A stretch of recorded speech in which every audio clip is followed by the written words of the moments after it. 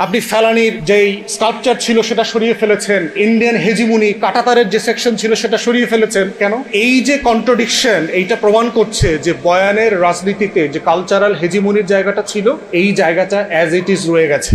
আমরা যাকে গণ অভ্যুত্থানের শক্তি এবং দল বলছি, তারা এই জায়গাটা বুঝতে পারছে না। সংস্কৃত মন্ত্রীর, প্রতিমন্ত্রীর এবং মন্ত্রণালয়ের, মুক্তিযোদ্ধা মন্ত্রণালয়ের তাদের যে হীনমন্যতা কাজ করছে জুলাইকে ধারণ করবার জন্য, সেই জায়গাতে মনে হচ্ছে এই যে আধিপত্যবাদের যে হেজিমনি সেটা চলমান আছে। জুলাইকে নিয়ে দেখেন কি কি বয়ান তৈরি করছে প্রতিদিন। প্রথম কথা বলছে যে আমরা যারা জুলাইতে আন্দোলনে ছিলাম, পক্ষে ছিলাম, আমরা নাকি মুক্তিযুদ্ধকে ছোট করি প্রতিদিন, আমরা নাকি মুক্তিযুদ্ধকে জুলাইয়ের মুখোমুখি করি। যখন আপনি কাউন্টার চ্যালেঞ্জ করবেন এই দালাল গোষ্ঠীকে, তখন দেখবেন ভাই কে করছে একটু বলেন তো, দু একটা এক্সাম্পল দেন তো। বিএনপির কে করছে, জামাতের কে করছে, এনসিপির কে করছে, আমরা কে করছি, আমাদের পক্ষের বুদ্ধিজীবীরা কে কাজটা করছে বলেন তো দু একটা এক্সাম্পল। তখন বলে যে হ্যাঁ ওই যে লম্বা চুলল একটা ছেলে রাকসুতে, এই তো দেখি এর মুখের ভাষা ভালো না, ওসমান হাদি কী সব বলে টলে ছিঁড়ে টিড়ে ফেলবে টেলবে। তাই আমি বললাম এটা তো হইল না, তো আপনার উত্তর মিলল না তো। আপনি বলছেন যে জুলাইকে আমরা স্বাধীনতা যুদ্ধের মুখোমুখি করছি, কিভাবে করলাম, কোথায় করলাম? আমি যখন বয়ানের পলিটিক্সকে চ্যালেঞ্জ করতেছি, আমি যখন ন্যারেটিভকে চ্যালেঞ্জ করতেছি, যেটা আরোপিত, যেটা অসত্য, যেটা ফ্যাকচুয়ালি অন্যভাবে আমার ব্যাখ্যা করবার সুযোগ আছে, আমার মুক্তির লড়াইকে শ্রদ্ধা করি, সেটাকে আপনি বলছেন যে আমরা মুখোমুখি করছি। দ্বিতীয়ত দেখবেন একটা বয়ান তারা বারবার বলবার চেষ্টা করছে, আমাদেরকে চাপিয়ে দেওয়ার চেষ্টা করছে এবং মুখোমুখি করে, সেটা হচ্ছে কী লাভ হইল, কী লাভ হইল থিওরি দেখবেন। এবং দেখেন কী লাভ হওয়ার মধ্য দিয়ে তারা বলে যে আগে তো রাস্তাঘাটে ট্রাফিক জ্যাম তো আগের মতোই আছে, জিনিসপত্রের দাম তো আগের মতোই আছে, তাহলে এস আলম চুরি করলে দোষ, তো বাকিরা কি চুরি করতেছে না? আমলাতন্ত্রের দুর্নীতি কি বন্ধ হয়েছে? গুম খুনের বিচার কি শেষ হয়েছে? দেখবেন যত নাগরিক সমস্যা আছে সেগুলো সবগুলোকে টেনে তুলে ধরবে, বলবে যে হাসিনাকে সরায় লাভটা কি হয়েছে। আপনি আর্গুমেন্টটা দেখেন।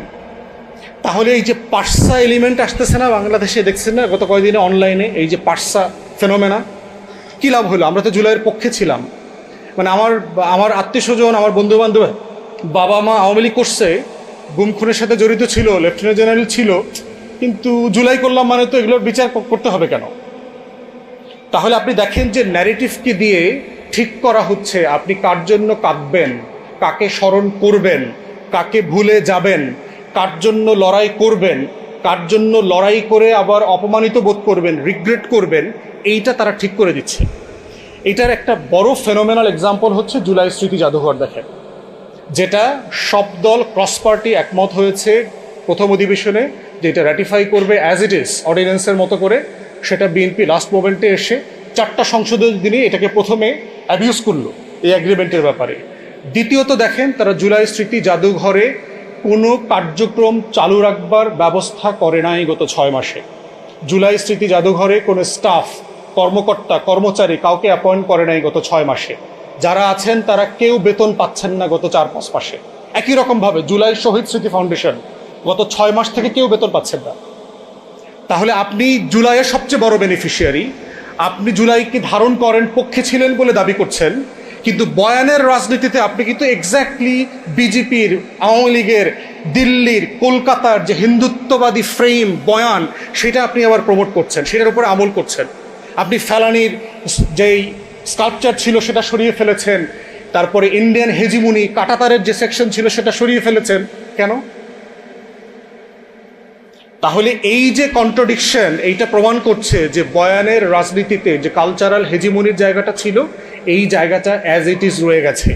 এবং আমরা যাকে গণ অভ্যুত্থানের শক্তি এবং দল বলছি, তারা এই জায়গাটা বুঝতে পারছে না, অথবা বুঝেও তাদের ভিতরে যে হীনমন্যতা কাজ করছে, সংস্কৃত মন্ত্রীর, প্রতিমন্ত্রীর এবং মন্ত্রণালয়ের, মুক্তিযোদ্ধা মন্ত্রণালয়ের তাদের যে হীনমন্যতা কাজ করছে জুলাইকে ধারণ করবার জন্য, সেই জায়গাতে মনে হচ্ছে এই যে আধিপত্যবাদের যে হেজিমনি সেটা চলমান আছে। 1900 সাল ইউনাইটেড ফ্রুট ফার্ম নামে একটা কোম্পানি গুয়াতেমালায় গেছে, দক্ষিণ আমেরিকার একটা দেশ। তারা সরকারের কাছে বলল যে তোমাদের প্রচুর জমি আছে, জমিগুলো চাষবাস হচ্ছে না, পড়ে আছে কিন্তু ফার্টাইল, আমরা এখানে কলা প্রডিউস করতে চাই, আমরা প্রচুর কলা এখানে চাষ করব, চাষ করে এটা আবার আমেরিকাতে আমরা নিয়ে যাব ব্যবসা করবার জন্য আর কি। এখন গুয়াতেমালার সরকার মনে করেছে হ্যাঁ, হোয়াটস রং উইথ ইট, আমার তো ল্যান্ড ফার্টাইল ইয়েট ব্যারেন পড়ে আছে। তো তারা সেই ইউনাইটেড ফ্রুট ফার্মকে আপনার কলা চাষ করতে অনুমতি দিল। তো তারা প্রচুর ইনভেস্টমেন্ট নিয়ে আসলো, আপনার প্রচুর রেল লাইন কানেক্ট করলো, হাজার হাজার মাইলের রেল লাইন বসিয়ে পোর্টের সাথে, রাজধানীর সাথে, Telegram, central communication, business zone, ফার্মের সাথে তারা কমিউনিকেট করলো। ব্যবসাটা করতে করতে একটা পর্যায়ে 50 বছরের মাথায় দেখা গেল যে এই কোম্পানিটা গুয়াতেমালা নামক দেশের 40% জমির মালিক হয়ে গেছে।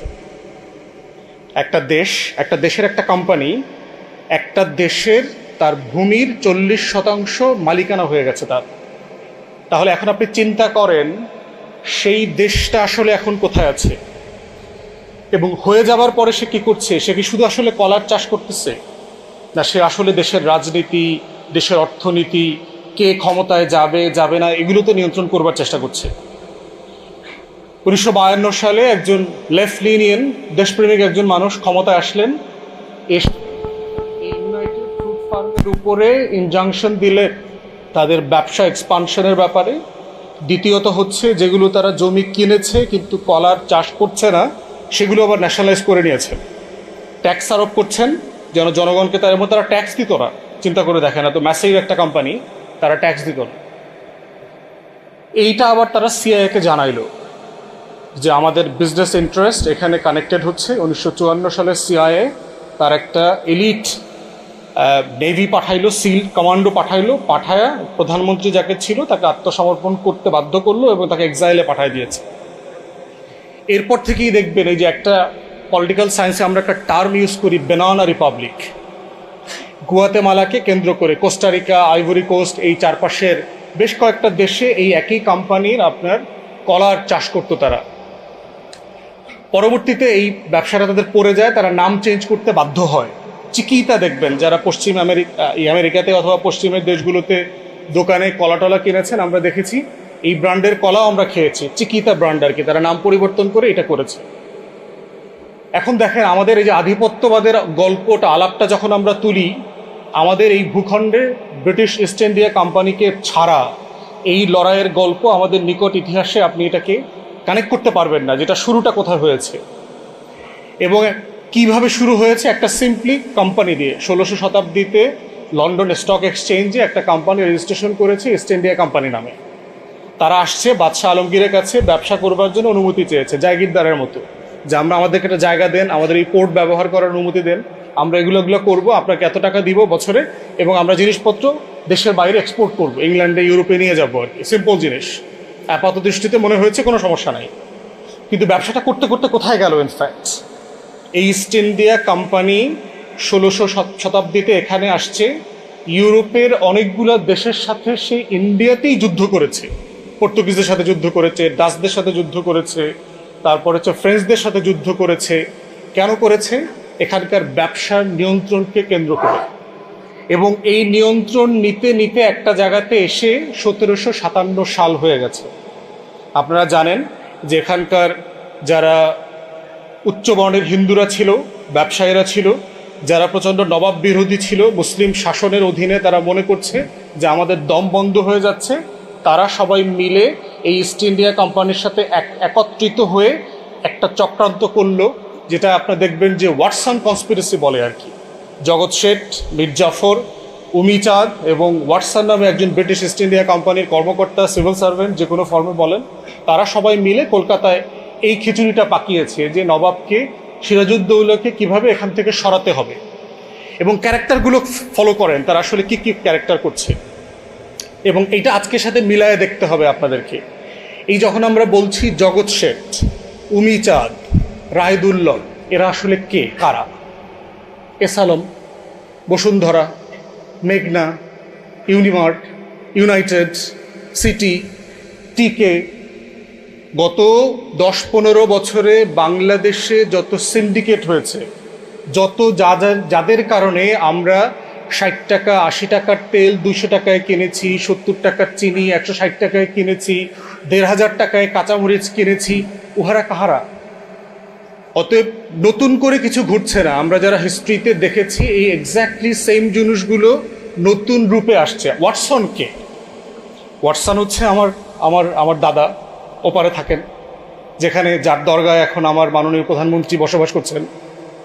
তাহলে আপনি দেখেন বিষয়টা কি, আপনি যদি সিম্পলি ওয়াটসনের জায়গায় দিল্লিকে, মোদিকে, বিজেপিকে রাখেন, আর জগৎ শেঠ, উমিচাঁদ, রায়দুল্লভ, কৃষ্ণপদ চৌধুরীর জায়গায় যদি আজকের এই অলিগার্কদেরকে রাখেন, আপনি দেখবেন যে একটা নতুন করে 1757 সালের মধ্যেই আসছি।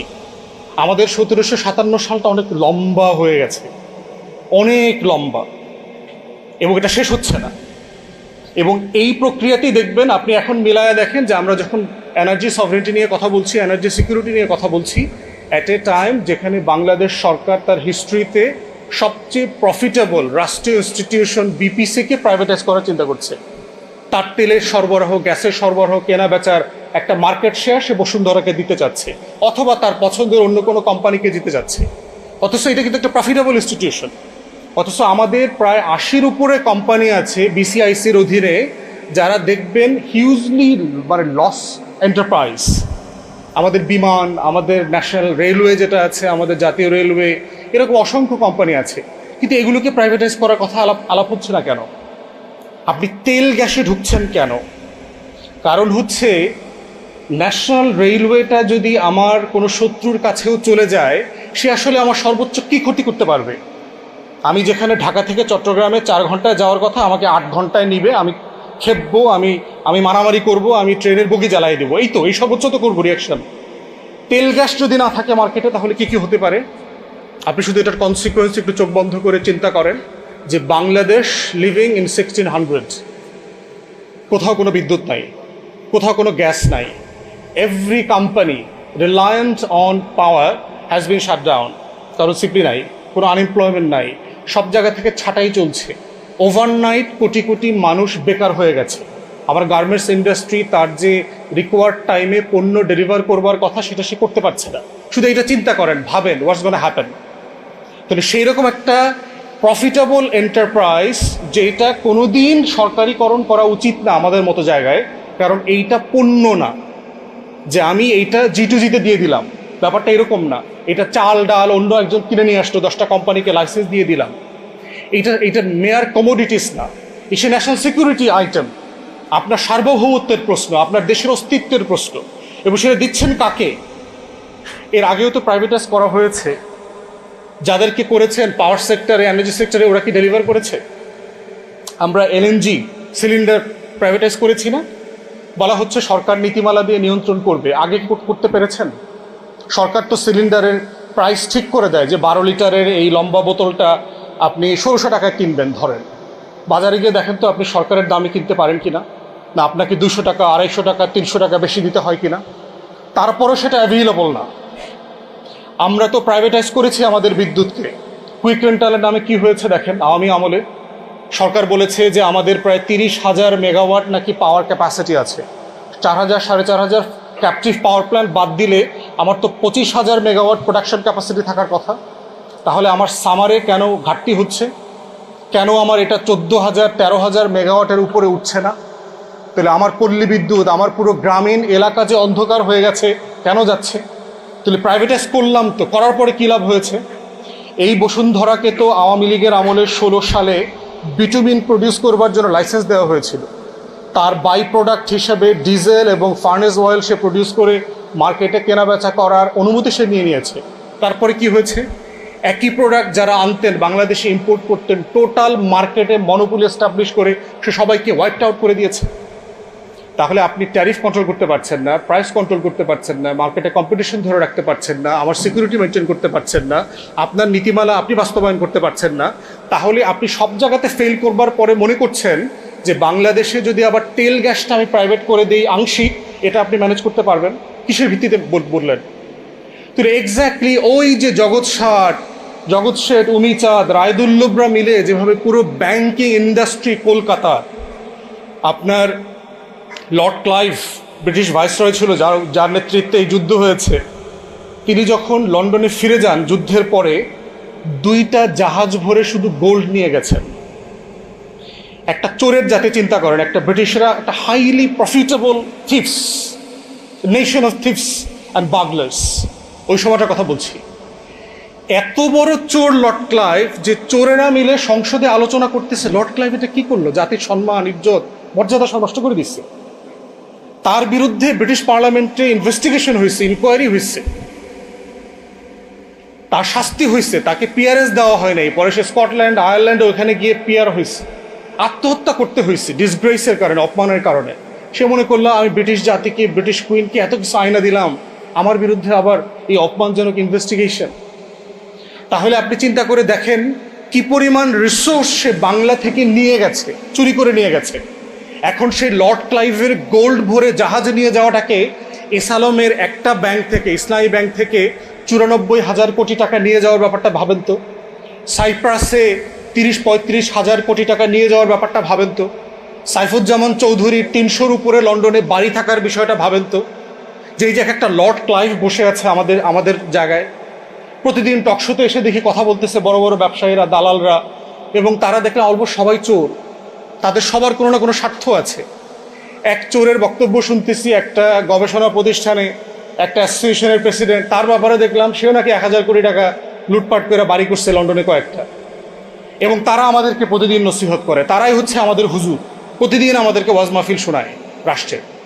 তাহলে আজকে যখন আমরা কাঠামোগতভাবে আধিপত্যবাদের কথা বলছি, আমাদেরকে, আমার জাতিকে, আমার তরুণদেরকে মাথায় রাখতে হবে যে ইতিহাসের কোন পরিক্রমায় আমি ব্রিটিশ ইস্ট ইন্ডিয়ার কোম্পানির কাছে পরাভূত হয়েছিলাম, সেই জায়গাটা মাথায় রাখা। এবং হিস্টোরিক্যাল জমিনদারি সিস্টেমটা দেখেন যে কেন সেই লড়াইটা অনিবার্য হয়ে গিয়েছিল। 1793 সালে যখন পার্মানেন্ট সেটেলমেন্ট করলো, জমিদারি প্রথা চালু করলো, পার্মানেন্ট সেটেলমেন্টের মধ্য দিয়ে আমার টোটাল কৃষক সমাজ, যাদের ন্যূনতম একটা মালিকানা ছিল, তারা ওভারনাইট গরিব হয়ে গেল, শূন্য হয়ে গেল। আগের দিনের মালিকানার প্রশ্ন ছিল যিনি চাষ করেন তিনি জমির মালিক, এটাই ছিল প্রিন্সিপাল। সেটা আপনি পুরো জায়গিরদারি, তালুকদারি সিস্টেমে দিয়ে দিলেন। তাহলে কি হইল? সেকেন্ড টিয়ারে আর একটা ব্রিটিশরা তৈরি করলো, সেটা হচ্ছে উচ্চ বর্ণের হিন্দু জমিনদার ক্লাস। তাহলে বাঙালি মুসলমান, বঙ্গীয় মুসলমান এবং বঙ্গীয় নিম্নবর্ণের হিন্দুরা 2 টিয়ার কলোনাইজেশনের মধ্যে পড়লাম, আধিপত্যবাদের মধ্যে পড়লাম। যে কারণে তারা সবাই মিলে কিন্তু পাকিস্তান রাষ্ট্রের জন্য লড়াই করেছিল। এই যে হিস্ট্রিকে আমাকে ভুলিয়ে দেওয়া হচ্ছে, আমাকে একটা রাষ্ট্রের ফ্রেমিংকে একটা রং কনটেক্সটে পড়তে বাধ্য করা হচ্ছে, এই ফ্রেমিংটা হচ্ছে বয়ানের পলিটিক্স। এবং সেখান থেকে এখন আলোচনা করা, বোঝার বিষয় হচ্ছে যে ইন্ডিয়ান হেজিমনির সবচেয়ে মোটা যে বয়ানের রাজনীতিটা তারা আমাদের উপর চাপিয়ে দিয়েছে, কলকাতা কেন্দ্রিক, বলিউড কেন্দ্রিক, এবং সেইটা হচ্ছে আমাদের এখন সবচেয়ে বড় চ্যালেঞ্জের জায়গা। শেষ করে ফেলবো। দেখেন এই যে কন্ট্রাডিকশন, এইটা প্রমাণ করছে যে বয়ানের রাজনীতিতে যে কালচারাল হেজিমনির জায়গাটা ছিল, এই জায়গাটা অ্যাজ ইট ইজ রয়ে গেছে। এবং আমরা যাকে গণ অভ্যুত্থানের শক্তি এবং দল বলছি, তারা এই জায়গাটা বুঝতে পারছে না, অথবা বুঝেও তাদের ভিতরে যে হীনমন্যতা কাজ করছে, সংস্কৃত মন্ত্রীর, প্রতিমন্ত্রীর এবং মন্ত্রণালয়ের, মুক্তিযোদ্ধা মন্ত্রণালয়ের, তাদের যে হীনমন্যতা কাজ করছে জুলাইকে ধারণ করবার জন্য, সেই জায়গাতে মনে হচ্ছে এই যে আধিপত্যবাদের যে হেজিমনি, সেটা চলমান আছে। আজকের এই ফোরাম থেকে আমরা আহ্বান করছি আমাদের তরুণদেরকে, আমাদের দেশবাসীকে, এইটার ইতিহাসের যে পরম্পরায় আমাদের পরাধীনতা কিভাবে এসেছিল এটা বোঝা যেমন জরুরি, আজকে কারা কারা ইতিহাসের সেই দায় এখন পর্যন্ত কন্টিনিউ করছেন, হেজিমনি কন্টিনিউ করছেন, শুধুমাত্র নাম বদলে, ফিগার বদলে, প্রতিষ্ঠান ভিন্ন নামে, কিন্তু আমাদের লড়াই কিন্তু একই লড়াই। যেই লড়াইতে 190 বছর ধরে আমাদের পূর্বপুরুষরা লড়াই করেছেন, যেই লড়াই আমরা যুগের পর যুগ, দশকের পর দশক ধরে আমরা রাষ্ট্র বানানোর জন্য করেছি, স্বাধীনতার জন্য করেছি, মুক্তির জন্য করেছি, প্রত্যেকটা লড়াইয়ের মেসেজ হচ্ছে ওই আমার অধিকারের লড়াইটা কন্টিনিউ করতে হবে। স্বাধীন থাকার একমাত্র শর্ত হচ্ছে শত্রুর বিরুদ্ধে লড়াই চলমান রাখা। যদি আপনি স্বাধীন থাকতে চান, এটাই করতে হবে। যদি মেনে নেন যা হচ্ছে সব ঠিক আছে, ঠিক আছে, আপনার সমস্যা নাই, আবার পরাধীনতার শৃঙ্খল আপনাদের গায়ে হাতে পড়বে, সেটা দেখবেন, দাসত্বের জীবনযাপন করবেন, অপমানিত বোধ করবেন এবং অন্য দেশের তাবেদারি করবেন। এটা হচ্ছে চয়েস। আমরা 24-এ বেছে নিয়েছি, আমরা লড়াই করব, জীবন দেব, রক্ত দেব, কিন্তু স্বাধীনতা, আজাদির প্রশ্নে কোনো কম্প্রোমাইজ আমরা করব না। সবাইকে ধন্যবাদ।